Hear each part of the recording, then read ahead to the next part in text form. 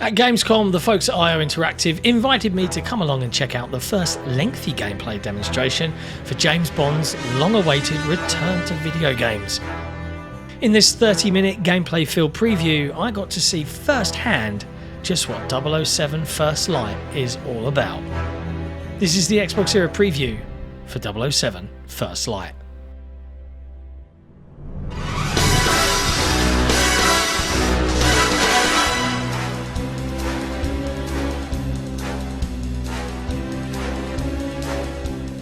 Any preconceptions you might have had that this Bond is going to be an experienced and practiced hand should probably be put to bed right now.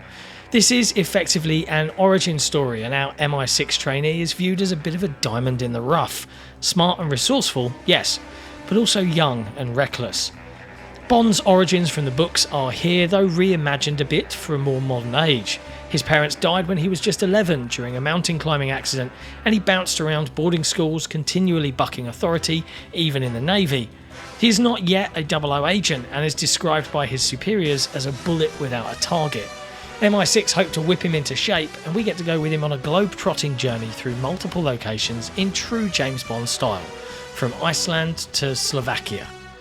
We do now have a little more detail on the central plot of 007 First Light, including some details on our main adversary. Eschewing your typical Bond villain, this time it's an internal affair. 009, an ex-MI6 agent gone rogue, is threatening MI6 itself.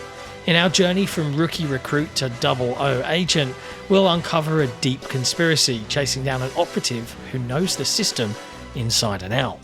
Our gameplay demo begins during the first mission of the game. We're heading to the Grand Carpathian Hotel in the High Tatra Mountains of Slovakia, hot on the heels of 009 himself.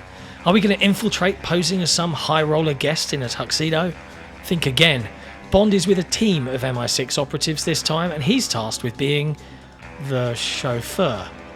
Our protagonist is not particularly pleased with this assignment, but follows orders, and after dropping his colleagues off, parks the car and waits. Before long, we spot some suspicious activity and, ignoring the instructions of our superiors, abandon our post, tailing a suspicious character who heads inside the hotel. Getting in to follow him is no simple task, however, and it's here where that hitman DNA first becomes apparent. The grounds of the hotel are vast and incredibly detailed, and we appear to have multiple options on how best to make our way inside. The developers were keen to underline that primarily you are a spy, you're not an action hero, and while there'll be plenty of moments for action and explosions, discretion is critical. Open missions like these are large and expansive playgrounds that call for stealth and thought rather than going in guns blazing. The developers promise a healthy mix of these large open missions, as well as more linear set-piece driven sections. It wouldn't be a Bond game without plenty of interesting spy gadgets to get to grips with. The infamous Q and the Q branch are included, and one of your most trusted pieces of technology is the Q watch. In true video game fashion, you can use your watch to analyse environments and identify opportunities. It can shoot tranquilizer darts and doubles up as your compass.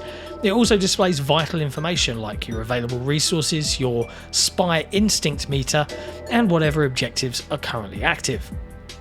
Gaining access through security on this occasion wasn't too tricky. We distract a guard with a garden tap and hose, and once he's out of position, climb into the hotel through an open window.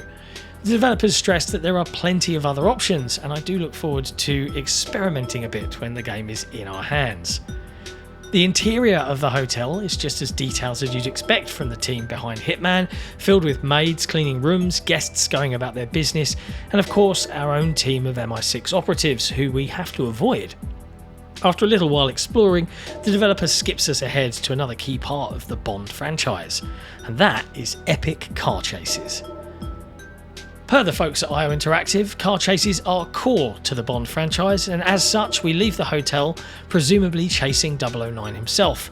It's here where we meet a female counterpart from French intelligence, who I'm pretty sure is going to be our Bond girl on this occasion, and jump into one of the cars most associated with Bond, the Aston Martin DBS. Here things are decidedly not like Hitman, with Bond taking control of the car as we give chase down the mountains. There are jumps and shortcuts to take and plenty of hazards to avoid, and we eventually arrive at an airfield, hot on the heels of our target, who's looking to make a swift getaway. While I didn't get hands-on with the game, the driving looked a little wonky to me, but this is an early look and I look forward to seeing how it feels once I've gone hands-on myself. In 007 First Light, combat is usually the last resort, and as an MI6 operative, an appropriate use of force is authorised if an enemy engages you with a clear intention to kill.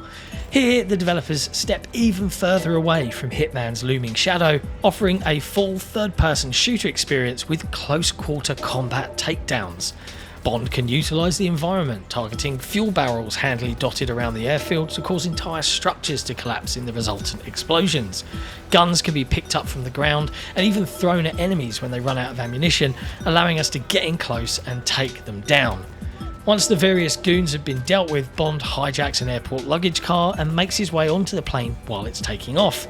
Once aboard, we hack the electronics of the plane itself with our Q-Watch, and we're able to tilt the plane remotely, causing absolute carnage for the remaining opponents inside as we fight our way through. It was quite the impressive climax to what was already a pretty fantastic set piece, and as just the first mission in the game, it's all left me pretty keen to see more. I can't think of a better pairing of developer and franchise than the team at IO Interactive and James Bond. They've brought everything that they've learned from the fantastic Hitman series, and after checking out the mechanics, gameplay and open-ended level design that the team have in store for us with 007 First Light, I've come away feeling that this is going to be a match made in heaven. The name's Bond. James Bond.